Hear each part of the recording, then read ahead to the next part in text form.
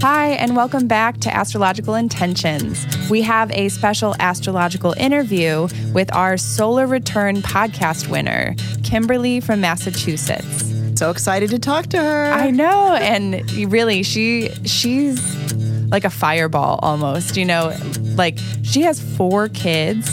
I heard. 4 kids, and she's so on point, so pinpoint focused. And you can hear it in her voice. Yeah, you can hear it in her voice.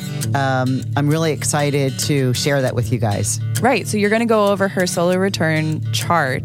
Because I just had my own. That's why I'm super excited about it for everyone. And she is so super fast and quick that she was the one that emailed us first saying, I want the podcast reading and I want it now. And she won. And she won. And so we're going to bring her on here in a minute. And so a couple of things about a solar return that we mentioned before in our podcast episode is a solar return is the chart of your year, basically. And this is a time that we can really take a deep breath, focus on our vision for the upcoming year. It's because it's basically our new year. Exactly. It's not like the pin hats and the whatever things that you use on New Year's. Those blowers. That's it. It's when the sun comes back to the same degree and the same minute that you took with your first breath, that location. So it's not at the time that you were born. Don't think it's the same time. It's when the sun gets to the degree and minute of that. So it's pretty close, though. It's like on your birthday or maybe like 12 hours different. We'll see coming up with Kimberly. Right. Okay. So I also wanted to quick plug and mention that the solar return readings you can actually get online. So on our mailing list, if you put in your birth month and day along with your email, we are going to be emailing you a reminder about your solar return. And what you can do is you can get your chart basically broken down by Sandy, as well as a small PDF, basically like a step-by-step process on how to bring in this new year for yourself. What the ritual looks like and what to say and what to, and how to set that up. Right. So without further ado, let's get Kimberly from Massachusetts on the line. You got the keys. You got the keys. You got the keys. You got the keys. Kimberly has a birthday coming up, so we're going to be talking about her solar return. Welcome on, Kimberly. Hi, Kimberly. How are you? Hi. I'm good. How are you? I'm good too. Thanks for listening and getting in on your solar return. So, we know that your birthday is April 30th, coming up here in just little over a month. However, your solar return time is May 1st, which is on a Wednesday at 9:03 a.m. Now, I'm assuming you're going to be in where you live, where you've written down where you currently live right now. Yes, is that where you will be? Okay, because that way, if you were to be traveling for work or for vacation, that we would have changed this time based on where you will be located. So, yes, 9:03 a.m. on May 1st. Now, sometimes it happens, right, where we get the solar return, the sun returning back to its exact degree and minute of the first minute that you breathed in. And it's usually, it's always around your birthday because the sun takes, 365 days to go around a 360-degree wheel. And so we know it'll be around your birthday, but however, it's the morning, it's like almost like 12 hours later. And so when we cast this chart, we have, and I count how many planets. Is that your baby? Yes. Is that your baby? How old is baby? He's 2. Oh, how beautiful. That's my youngest. Oh, you've got more than one? I have 4 kids. 4 kids. Okay. Well, I can see you're busy. This is a year. So this will be a really interesting solar return ceremony that she's going to be coming up. I'm like, oh, then you're what? Right. So May 1st, 9:03 a.m., you're going to make sure that you have peace and quiet, even if you do something with the children. Maybe some of them are in school. It'll be a Wednesday. To sit in a sacred moment, breathing in and acting as your own rebirth, right? That you're coming down the canal of mother, of birth, of that dark space and into the light. And imagine that. So you're going to want to take some deep breaths, stretch. If you've listened to my podcast, I say what to do during that solar return. I did time. hear you say that on another. I don't know if it was your chart or Alex's that you were reading for, and then you were talking about that, and I was like, "Oh, this is so fascinating! I never heard anything like this." Yeah, because your muscle has the memory to remember that very first memory of disengaging with the life source of mother. And so it's the first, breath, and it certainly remembers that. So you do a ceremony or ritual around it to allow it in and to be happy for this new solar return year. And what this looks like. So I wanted to ask, tell me a little bit about her chart. Like, give me the three, the trifecta, the sun, the moon, and the ascendant. Well, for her natal chart, the sun in Taurus, the moon in Taurus, and the rising sign of Sagittarius. So, a lot of happiness in your life. Although you were born right before, like a half hour before a new moon. Do you know that? I did know that because I took some. I did some webinar about moons. Right. Oh, perfect. And that often means, because it's really called the dark of the moon. Yes, it's a balsamic moon, yet it's very close to the sun, yet it hasn't crossed yet, and it's in the same degree. That often means that you're here to do work from a past life. Okay. I know that exactly. Yeah. I knew that. I thought that it meant like it was going to be a more difficult life, which is kind of, not what I'm experiencing, but I can see how that could be true. Well, because it's really called the dark of the moon. It's where, that emotional connection is dark. It's not, there's no light. There's no reflection of the sun, the primary essence, onto the moon. And so it can be, the dark of the moon, where you kind of come out for that rebirth. And the position of this just says that you were maybe not really interested in what mom or dad or brothers or counselor or high school teacher had for you to kind of grow up to be, right? That you had your own idea of what it was, and no one could really influence you too much. Did you find that? in this life? Yes, now? In this life, yes. That makes total sense. Okay, that is so right on. Right. So, that's part of this dark of the moon. Now I'm answering Alex's question by answering natal, like she calls the trifecta, the sun, the moon, the ascendant. But let's get into the solar return chart. The sun for you this coming year is in the 11th house. And that means that, your personal hopes and wishes, your aspirations are increased this year. There's a light shining on them. So, you want to focus on, what are your hopes? What are your wishes? What inspires you? That might be something you can journal in on May 1st at 9:03 a.m. Okay. Because it's really a time for you to stand in a unique power. You've got Uranus just conjunct with that sun in that 11th house. So what can you do for, community, society, for, I know you have 4 children, so it's not like as if you can get out into the community often, but is there something that you could do with other mothers? I'm just questioning that. But do you have a career? I do not. Because when I stay home now. Yeah, it sounds like you do. But that's the career. But when the sun is in the 11th house, which is the first, the second house really from the 10th of career, it means that there's a rewards for reputation. There's accomplishments being made, which is why it's important to, really focus on your hopes and wishes and aspirations. Friends are going to be really important for your personal growth this year. So groups or clubs or meetups or, anything that has to do with a community. Do you belong to any mom meetup groups or anything? I don't. I do not. Does that any of that interest you?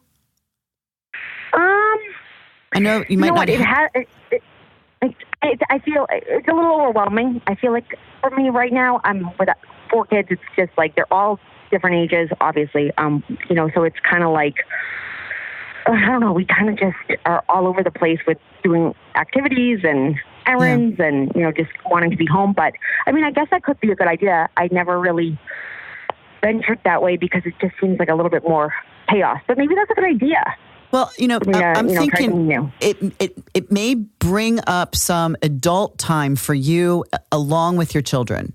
You have Mercury also in the 11th house, right? Because Mercury and Venus don't move too far away from the sun. So the Mercury is the other planet in the 11th house for your solar return. And so that means kind of like that your children or communication with others, that you're I kind of see you as like a leader, like a very grounded leader. Is there anything that you would do to invite other children into your house? Is there something that you're bringing, like having an event or belonging to being, because the sun in the 11th says like you're kind of an important player for personal growth in this group of people.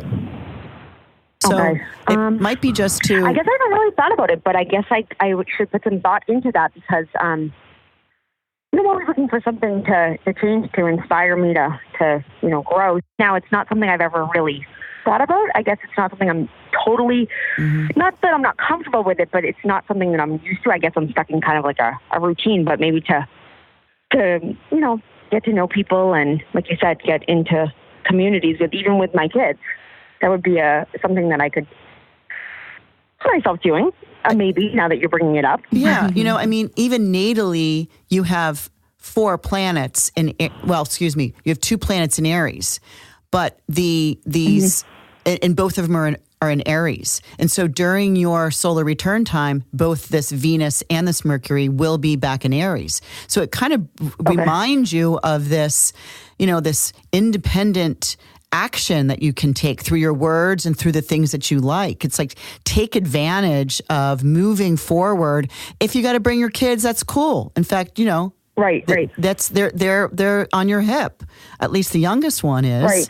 Yeah. So, and this year would be just a really good way for you to socialize more, but have it be in a leadership role. And I think if you just show up, some sort of like, oh my gosh, how do you do 4? Or, give me some inspiration, give me some tips, where that alone could allow you to be the center of attention. Which all you're doing is sharing information. It's a really big year for you to communicate your ideas and thoughts with others. Okay. Does it make sense though that I would be like apprehensive, or is that something that like could automatically feel like it's opening up for me where this is going to be in my solar return? Or is it something that I should need to kind of like push a little bit? You know what I mean? Well, in your natal chart, your Mars is retrograde in the sign of Scorpio. Mars loves being in Scorpio. It's the traditional ruler of. But it's retrograde. Okay. So when you breathed in, where Mars was in the sky was in its retrograde cycle. And actually so was Mercury in the retrograde cycle. And those two being kind of personal, players, that's important that you kind of came in feeling like, oh, you didn't really have anything to say. I'm going to be shy. I'm going to stand back. My perception and understanding is a little bit slower than others. I'm going to put some processes together so that no one will know that I didn't understand it. Also, Mars about taking action, more reluctant to take action, right? Because it's your Mars is retrograde. Now, it has most probably secondary progressed forward. I didn't look for that information, and I didn't bring my ephemeris to the studio because, that book's a big fat one. Right. But that might be why there's that reluctance that that's innate in you. Right, because there definitely is. It's not that I don't enjoy trying new things, but I guess I just am like, I like to observe, I guess, more than I take action. That's totally true. I sit back before I will take action for too long sometimes. And I also think that Sandy also, what you're also trying to get at too, is that there could be an opportunity, like a golden opportunity, that this kind of just happens this year. Right. You just have to listen for the opportunities. Because the other thing is that Jupiter, the planet of gift giving and optimism and hopefulness, and brings, it expands anything it touches, is in your 7th house for your natal chart on your solar return. So this brings in opportunities for more one-on-one relationships.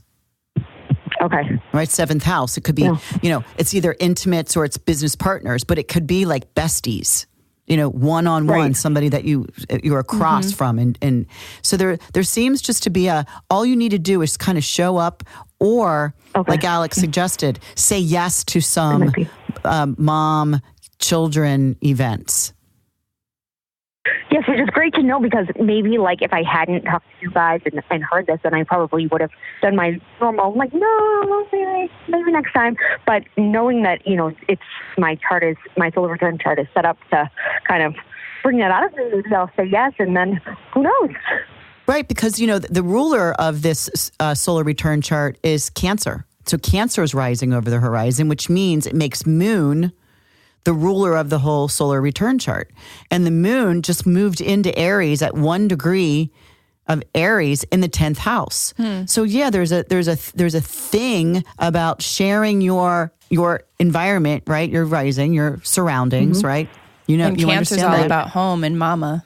And and ruled by, so you're nurturing to others. Others are seeing you as a nurturing, quintessential mother. Well, you are. 4 times. And the Moon is at the very top of the chart.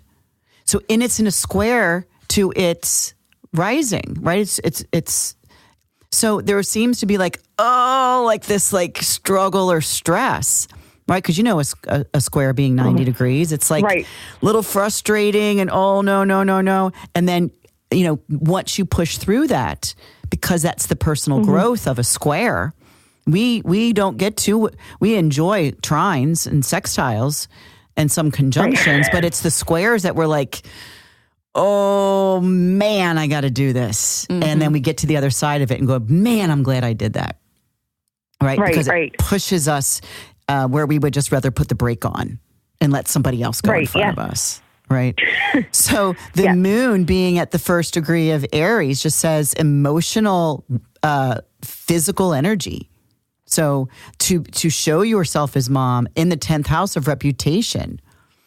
So I'm really liking this chart for you to kind of get out and express, or just walk down the street. I mean, we are getting here close to spring. We are in spring, by the way. It's been almost a week. And that things are going to start warming up for you to get out of the house more. True. Yes. So, absolutely. So I also kind of want to encourage you that, more opportunities will come your way, and you could be by the end of this, 1 year, this time next year, and having a kind of a reputation going on about your advice to your cohorts of mothering. Yes, that would be very interesting, because that's so opposite of where I am right now. So that would be, So I have a question. Is that how it works? Is that like if you do something, or I don't know, if, how you were saying if you have a ritual, but if you kind of like to take action in one of these areas, of your solar return chart on that day or at that moment, does that kind of set up the year for you, or is it just the year's just set up? But does it help to kind of take action in one of the ways that you want to grow in? At that time? Yeah, good question. Because yes, these things are going to be involved in your life for this next year, right? However, when we can co-create with the energy of our year or our life or our season, we engage in that vision of having a goal, having a intention, if you will. right? This is how it's set up for me. Let me take this 1 year advantage to do this stuff, to engage in this event. So I really like. Yeah, that makes sense. Does that make sense? Because we're all here to grow. Yeah. And I mean, with 4 children at your age is really a beautiful, entry into, are you having number 5 or are we going out into the world, Right. And, and that's interesting because I've been contemplating both. And I think I'm, more interested in kind of getting out into the world. I went to school and I have my degree, but it's like I haven't used it because I have 4 kids, which is great. But at the same time, it's like I would like to, eventually get out there. But it's like that me, I'm so comfortable with what I'm doing right now that it's hard for me to kind of take action. So this is good to hear this, that I should be, maybe trying to take some more action and not saying no so many times when people, ask me to do things that are uncomfortable socially. Right. And especially if it has to do with the children, or at least your youngest one, that might just cue you in to say, oh man, I'm supposed to do this. Right. Yes. Yeah. No, it does. It makes sense. Yeah. Because first of all, you just said you love doing it, right? Yes. And you're good at it. And it sounds, man, your voice alone and the way you portray yourself is seems very determined and intelligent. So that's really mostly about what's going on in your solar return chart. Do you have any other questions? Okay, that is. So you were saying before, something about if you're not in the same place, which I know charts can kind of change, but so if you are to travel or something like that, that changes your solar return chart? Is that how that works? Well, yes, the planets will still be in the same place in the sky, at the degree, unless the moon's moved. It depends how far you go away. If you go to the other side of the world, like Bali, the moon will have moved have moved a little bit further into the sign of Aries. But you're going to get a different rising sign. Oh, is that what it is? You're going to get a different rising sign.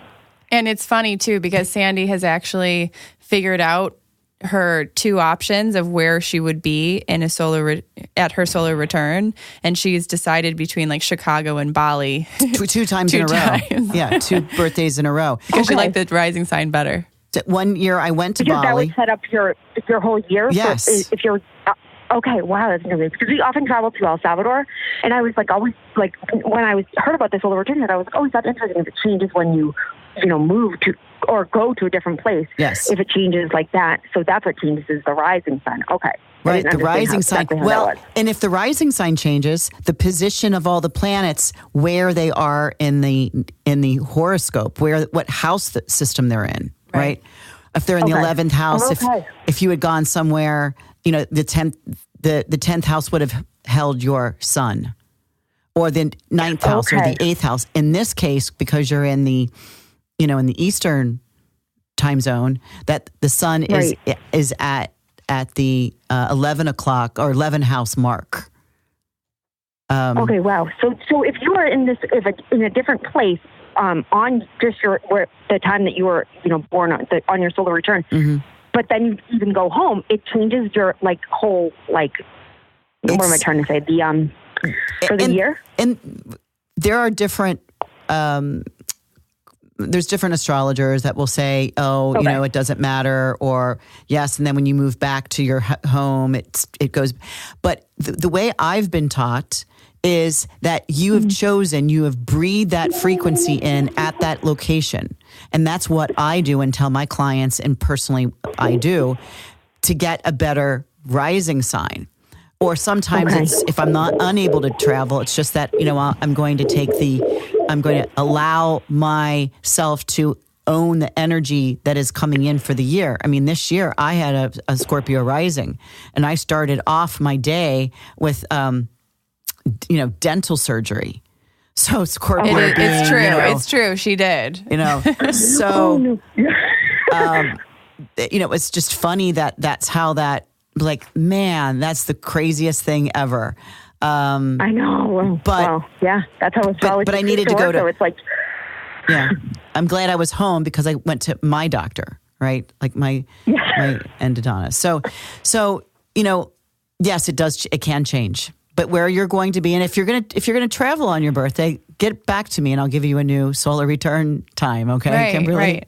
And so let's. Yeah, I mean, we do travel a lot. I mean, back and forth. My husband is from El Salvador, and we like to go over there, and we, are kind of flexible when we go. So sometimes, we just go not on a spur of a moment, but pretty much, and cool. That would be interesting. I'm like, I wonder how different that would be, but I'll see. Yeah, very interesting. So, Sandy, give her like a few like main themes, just as like morsels to take away. Well, to actually write down some of your personal goals and wishes. Maybe that can come out on your journaling at this exact moment at your solar return, because you're asked to grow more into them. Okay. You're also to be, say yes to opportunities, especially if they have to do with mothering or childcare or school, any PTA school. It doesn't have to really be your youngest one, right? That you're asked to join a group or club or head something for, I don't know, Friday lunches. Just something to be out and sociable and so that you're able to use your direction. You're quite a smart woman. Thank you. Yes. And and like you said before, I often feel like I don't have much, not that I don't have much to say, but I always kind of keep back and see what everyone else has to say. So this will be a really good opportunity for me to kind of try and do that. Maybe it will make me feel good about myself anyways. Right. Because, you're going to want to this year, you want to take care of people, but you also need that self-care, that self-nurturing, which will help with that being around other women or other mothers. Right. Right. Yeah. It makes sense. Yeah. So, but it definitely will be a little push for me. So that's good. I know. And also Kimberly. So when we do the solar return charts for people, we have this little kind of like ceremony step by step of, setting an intention, and I'll send you over that PDF just as a free gift from us. Yay. Yeah. Oh, great. That's lovely. That's awesome. Thank you. Yeah. Well, thank you for winning and calling in and caring and listening to our podcast. We have a ball doing it. Yeah, it's really been wonderful talking with you. So, Kimberly, just as a quick question, I wanted to ask, how did you hear about our podcast? So I like to listen to Astrology podcast, and I was searching on iTunes, and I came across your podcast. I listened, and I loved it, so I continued to listen. Oh my gosh, that's so awesome. Well, thank you so much, and we appreciate you coming on, and in your busy life of, your beautiful kids. Thanks for spending some time with us. And happy solar return, Kimberly. Happy solar return. Thank you so much. Happy birthday. Wonderful. Okay, well, keep listening, and we'll see you soon. Thank you so much. Bye-bye. Bye.